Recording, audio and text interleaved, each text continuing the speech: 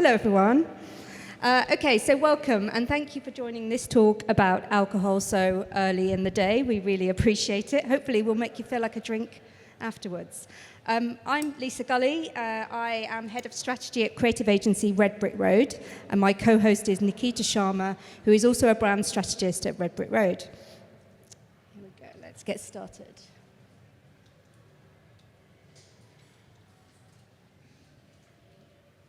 We will get started. Not working. Ah, got it. Okay. Okay, a bit slow. All right, so Red Brick Road, who are we? We are a brand and communications agency. We get involved in everything from product and brand strategy right through to brand communications and brand activation. We work across the categories. We're not just booze enthusiasts, although, of course, we are also booze enthusiasts, professionally and personally. We've always had a keen interest in the drinks category. Way back when, we helped Magners with the Serve Over Ice, which now feels like a piece of advertising history. We were the agency involved with Heineken on their first ever Please Drink Responsibly global strategy. And more recently, we've been working delightfully with Whitley Neal Gin, delicious gins, and Jägermeister, helping build their brand through communications. Now, 5 years ago, we were seeing some big challenges in the alcohol category, especially around Generation Z and their drinking behaviours. So we commissioned a report with our Friends Opinion, a leading research consultancy, to really dig into the behaviours and attitudes of that generation around drinking. And the data 5 years ago revealed a really kind of interesting and clear picture that this was a generation craving control, and that having an effect on their drinking behaviours, and increasingly sober curious. Fast forward 5 years, and we thought we should look again. Was this just a fad? Was it here to stay? What's going on 5 years later for a generation that has been through so much seismic and global change? So partnering again with Opinion, and they're in the audience today. This time we have much more positive news for drinks brands. Last time we provocatively called it, is this the last round for alcohol? This time around we see some positive signs for how drinks brands engage with this generation going forward. Over the next 20 minutes we'll share some of the research highlights, and we'll share with you what we think it means for alcohol brands and no and low brands too. Savvy brands engaging this generation going forward, and there may be some time for questions at the end. So just covering off the methodology, there were 3 parts to the research. The consumer survey, clearly the big piece really, representative sample of 2,000 adults of every generation from legal drinking age and above. And for the purposes of clarity, every time I refer to Gen Z in this presentation, we're talking about 18 to 26, but right up until kind of age 70, I think. We also interviewed bar managers in Glasgow, Manchester, and London, and we chatted with social media influencers too to get their take on what they were seeing around sort of the drinking culture, fashions, and trends. Now, the elephant in the room is, what do we mean by Gen Z? We're probably going to hear it a lot today. It can be, a lazily applied label summing up a whole sort of eclectic and diverse group of people. Ipsos, we quite like how they talk about sort of generations. They sort of break it into kind of 3 cohorts, 3 effects, really. The cohort effect, which is, it is true of this generation, and it is a sort of behaviour and attitude that's going to stay with them as they age. Life stage effect, which is stuff we all grow out of. And period effects, which is that it's true of sort of all generations at a point in time. So, as, in this time in history, this is kind of true. So they offer this kind of nuanced picture that has helped us really identify and digest the findings from the research and make sure that we're isolating what we believe are true cohort effects, stuff that's here to stay, around alcohol and kind of behaviours moving forward. Now, it hasn't just happened, this is not new news, we appreciate that, and the influencers that we spoke to were also keen to point out that It's not a trend, but an established behaviour, and it's an established outlook, and it's here to stay. So let me cover off the kind of old news, the stuff that you won't find that surprising, that our research corroborated. And that is that, yes, they are drinking less, and we can see that kind of across the category. But I think our kind of warning, our health warning is, please be careful not to conflate what they're doing with how they're feeling. Health does matter, so we're going to talk a little bit about the importance of mental and physical health to this generation. We'll also touch on the importance of experiences. Again, not a big headline for Generation Z, but it is interesting to put that through the lens of drinking and understand that experiences come well before drinking and the implications of that. And yes, they are living to a kind of, a point in time at which there is all sorts of change, and that is affecting their kind of need for control and their need for moderation. So that's the kind of old news. But the new news is that they have the widest drinks repertoire, and they may place the greatest importance on alcohol for all social occasions, and Nikita will tell you a little bit about that. And they see alcohol as positively as they see sobriety. So it is not shrouded in negativity, far from shunning alcohol, as the news headlines would have you believe. The picture is very clearly different. We think the real story, actually, is that this generation may have the healthiest and most positive relationship with alcohol yet. Moderation and their choices around what they drink and how much they drink really kind of heightens their experience. It feels empowering. And so we're here today to talk about this new relationship that this generation has with alcohol and sort of challenge no, low, and alcohol drinks in this space, to sort of challenge their relationship with this audience who are redefining what drinking means to them. So let's kind of dig into it a little bit more. Why are Generation Z drinking less? Some charts. Let's have a look at them. Okay. Yes, they're sober curious. Along with millennials, if you can see the screen there, they are least likely to say that they mainly drink alcoholic beers, wines, and spirits at 51%. And they're most likely to say they mainly drink soft drinks at 25% of all the generations. And remember, they are legal drinking age and above to 26 years old. And they're also going without alcohol on more days of the week compared to other generations. And why is that?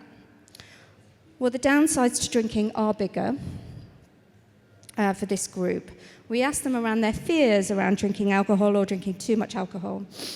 And they really experienced this sort of triple whammy of spending too much money, feeling the pain from drinking, and feeling the potential for embarrassment and loss of control.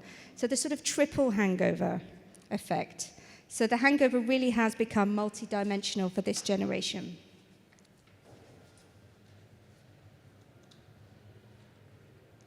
We split the sample into students and non-students and older and younger Gen Zs. And we could see that, for students, the hangover is sharper and more painful. The triple hangover is greater. So you might be able to see the red bars there compared to the pink. So they're even more sensitive to the financial pain, the physical pain, and the emotional pain of a hangover.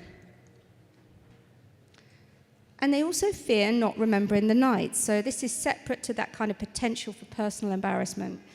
That one of the fears that they have is that they may not remember, everything that went into a great night out.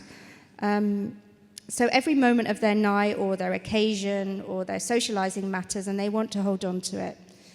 Millennials feel this almost as much as Gen Z, but you can see that the need to treasure every moment drops with age, which to me at least feels counterintuitive. And then, not a surprise, but really interesting to see it playing out in the data, that this is a generation addicted to health. So they prize their mental health more than other generations, where 53% of them agree. They care about their physical health more too, so 37% of them agreed. And this is very strong levels of agreement we're seeing, we've isolated in the chart that you see here. And then you can see their health concerns playing out on other parts of the bar charts here, like statements like wanting healthy food and drinks in the bars that I go to, and even health is an important consideration in the alcohol I choose to drink. So for other generations, at the point of decision, they're not making that kind of link really between drinking and health in quite the same way.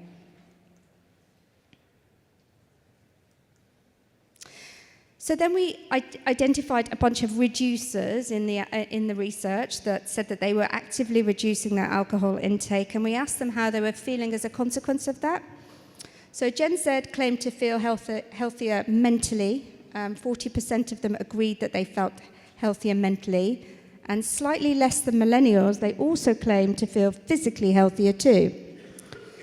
So placebo or not, these effects are real to this audience and to this generation, especially the mental health benefit, which kind of makes sense to us as this is a generation more used to talking about and thinking about mental health. So they're sort of more predisposed to feel the positive or negative impacts on it. And we wondered, is alcohol's biggest competitor mental health? Now, a few charts ago, we could see Generation Z avoiding alcohol on more occasions during the week, which is where no and low drinks brands come into play. And we can see this generation's love for this segment of drinks. They're sort of really meeting a need, really, for this audience over millennials. So Generation Z see no-low as delivering on taste and experience and almost without a downside. So no-low helps them feel socially engaged, 35%, and they prefer the taste, which is the bar chart that says 33% there. So no-low really seems to sort of suit the kind of adventurous palate of this generation, the need to discover and the need for the new. So, and remembering that this is a generation also very keyed into global cuisine, exotic tastes, and culture. So what we wanted to ask in respect to no-low is, well, who do you want bringing you these options then? Is it okay for the brands that you grew up with to kind of start sort of releasing a no or a low version of their drink? And surprisingly, no-low is welcomed from whichever brand brings it to them. So we asked them who they wanted to see do those no and low options, and 60% of them were receptive to no and low options from familiar and established brands, the establishment. And we didn't really expect to see such high numbers in that regard. So that's the sort of the sobering reality, but there is good news for alcohol too. So this is far from the last round. Maybe we got that wrong 5 years ago. This is a generation that values alcohol. They appreciate it on more occasions. And whilst they are drinking less, they're drinking more joyfully. And Nikita's going to tell us a little bit more about that. So this is, like Lisa says, where we see a bit more of the nuance in the story. So Gen Z and millennials, the two sort of younger generations, are most likely to say that they felt likable and fun when drinking alcohol at 48%. So it's definitely playing a role in how they feel people are perceiving them, and it still has some sort of value in those sort of social situations. And this was one of our most interesting findings. So despite being the generation that is drinking the least, it plays a really important role in their lives. So we asked, how important is the role of alcohol for you in the following situations? And our situations were things like socializing, having good conversations, celebrations, relaxing, and dating. And we found that Gen Z were the most likely generation to answer that it was very important for them. So it's clearly elevating those moments that are really important to this generation, and it's playing a really sort of functional, important role for those moments that matter. And as Lisa mentioned at the start, we did do this research, a very similar kind of report 5 years ago, and we ran some of the same questions again. And with this question on the importance of alcohol for different situations, we can see that the agreement has only risen, and it's become sort of a stronger thing for this generation. And if we look at the past 5 years, there's been so much sort of disruption. We've had the pandemic, the cost of living crisis. There have been a lot of different things that have sort of made socializing more difficult and made these occasions more important and for this generation. And we wanted to see how they sort of viewed alcohol, and we could see that they did view it positively. So we asked some word association questions, and we found that alcohol was associated with words like relaxing, socializing, and fun, and we found that it actually beat sobriety in terms of sort of net positive associations, as well as smoking and vaping too. And so we looked a bit at sort of why this new sort of positive relationship with alcohol, and it comes from, one of the things it comes from is it allows them to feel in control. Drinking moderately means that they can still retain control of their lives. And we know mental health is really important for this generation, so we asked some questions around that. We found that Gen Z were the most likely generation to say that they could drink responsibly without it impacting their mental health. And then we also did some splits as well and looked at younger Gen Zs versus older Gen Zs, and we found that the response was even stronger with our younger group. And control is so important for this generation. So they were the most likely generation to say that it was important to be in control at 73%. And also they're always thinking about sort of how they're being perceived online, and their online image is in the back of their mind when they're drinking. So they were the most likely generation to say that, that they're thinking of their image when they're drinking. So that's sort of influencing their drinking behaviors. Then we asked a little bit about what exactly they're drinking, so at home and out of home. And we found that they're lovers of statement drinks, so things like champagne and cocktails they're likely to drink when out. And you know, some of these are like pricier options as well, so it shows that although they're quite a price-conscious, cost-cutting generation, they're also willing to still treat themselves when they're out. And these are statement drinks, so they're outer-directed drinkers when they're out of home, and they're sort of thinking about how their image is being perceived. And when we compared this to other generations, we found that so this comparison is Gen Z and millennials. And with the older generations, we generally sort of saw spikes in preference around beer and wine. But with Gen Z, they had a lot more of a varied repertoire, and we saw them as sort of the biggest explorers of drinks and being less attracted to sort of beer, wine, and gin like the other generations were. So they're more likely to be exploring different types of drinks. They were also very likely to be exploring sort of the 0% drinks, which were sort of newer too. And so so that was a little bit on sort of preferences. And now I'm going to go on to a little bit about what's kind of informing the drinks that they choose. So Gen Z need big first impressions. We saw that sort of the uniqueness of a drink and how it looks is really important to Gen Z. So they were the most likely generation to say that what sort of attracts them or what informs their decision when they're ordering out of home is how different or unique a drink is. And then also sort of the look of the bottle and the packaging is also very important to them. So it's really important for brands to realize that a drink is not only a drink, but it's also sort of working as a bit of an accessory for this generation.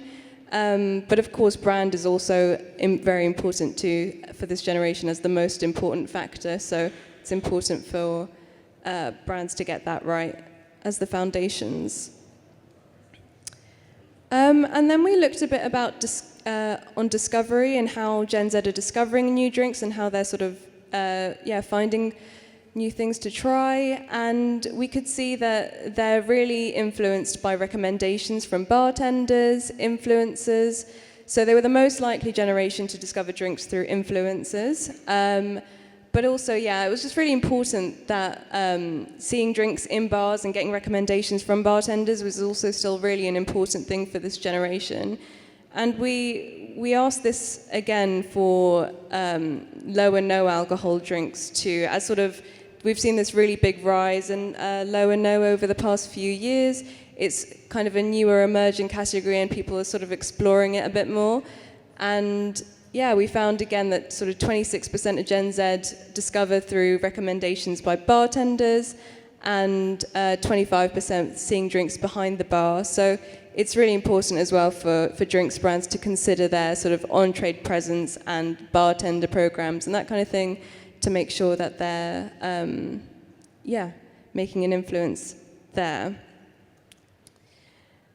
And then we also, so in our talks with bar managers and pub managers, we wanted to get their take on how they sort of saw this generation. And it became clear that there has to be sort of something, there's an increasing amount of pressure on them to sort of run activities and events and that kind of thing to sort of get Gen Z out and into pubs and bars. So there has to be something worth going out for them. If your establishment doesn't offer an activity, then people don't feel like it's worth the money. And also sort of, it feels like the sort of going out occasion is becoming a little bit shorter as well. So pubs and bars are sort of under more pressure to sort of make sort of moments more worth it for going out for Gen Z. So that's sort of a run through of our main research findings, but I'll hand back to Lisa, who will talk a bit about the implications for brands. Thank you. So let me just Okay. So we think, like I said at the beginning, we're brand and communication specialists. So that's the research. And we think, though, that there are some sort of big implications for brands in the no-low and drink space. We think there's a new playbook available to brands. We're workshopping this right now with different brands in this space. We've boiled it down to kind of 7 big provocations. I'm just going to kind of give you a taster of 2 or 3 of them, and by all means come and find us on the stand if you'd like to know more. But the first thing to sort of, if you're a brand in this space, is to think about, or a brand in food and drink generally, is to sort of satisfy this generation's sort of desire for taste. Remember, they choose no-low for taste. They drink more soft drinks than other generations. They have this keen sense of culinary adventure. So how can you kind of play into this kind of need state and think about the sort of taste credentials and the taste messages, not to mention the sort of maybe rate of NPD for your products in this space. The next one, remembering that sort of this generation are less likely to sort of drink for the functional benefit of getting drunk. I know, can't understand it myself, but at the same time, they're sort of more likely to be thinking about their sort of online image. They're curating their very best selves online. They're thinking about what statements their drinks choices make about them. If you're a drinks brand in this space, perhaps it's time to think a bit less like a drinks brand always has and more like a fashion brand, becoming more wearable than consumable. And equally, how can you embrace their love for moderate drinking? We see enough in the data to think that this is here to stay. This is a genuine cohort effect. It's going to stay with them as they age. In fact, they're having an influence on older generations in this sense. So what kind of partnerships, events, influencers, or passions might you need to pursue that shows you understand this new world and that you share and respect their values around drinking? Like I said, there are 7. We haven't got time for all of them today. But do get in touch if you'd like to know more about future-proofing your drinks brand. If you'd like to know more about the workshops that we're holding, find the Red Brick Road team on stand 20, which is the sort of middle aisle towards the end, to find out a bit more about these provocations. But before we sort of head to any last questions, if you'd like to know the report, you'd like to download the report, here's a little QR code in our logo, just so you don't forget us. So please have a snap of that and enjoy the beautifully written report from Opinion and Nikita here, produced. It was hot off the press, actually. So thank you. Hopefully we've whetted your appetite, or I should say cheers to you all. Does anyone have any questions?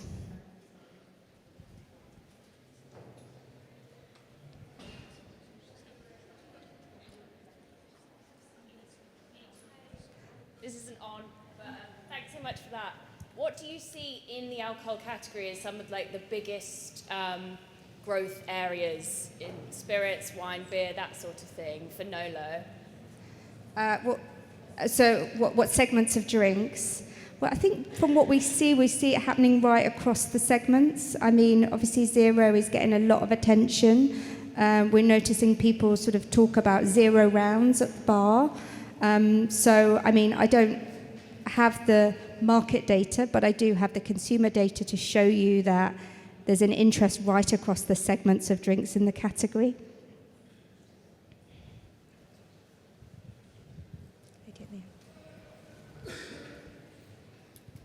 Hi, thank you very much for that. I just have a quick question on the data point on the less frequent drinking. Is that more to do with drinking occasion, so they're drinking at less occasions, or more the number of drinks on occasion that they're drinking less, or both? We've got 2 data points to say that they're drinking on fewer occasions, and then the other data point is that they are claiming to be drinking less overall.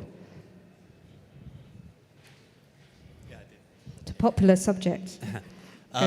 Yeah, thanks for your talk. I was interested about the comment on control when drinking. Basically, I was interested, is that more from a perspective of not drinking to excess, or is it more to do with like a safety from the person who's kind of drinking?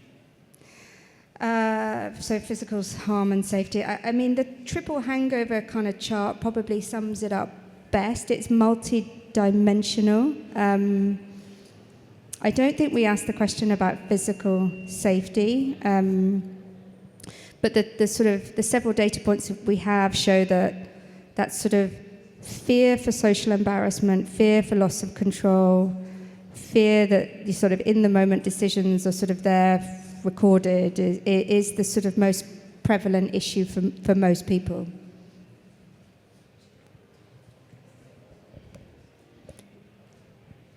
Seems like you all want a drink. Thank you very much.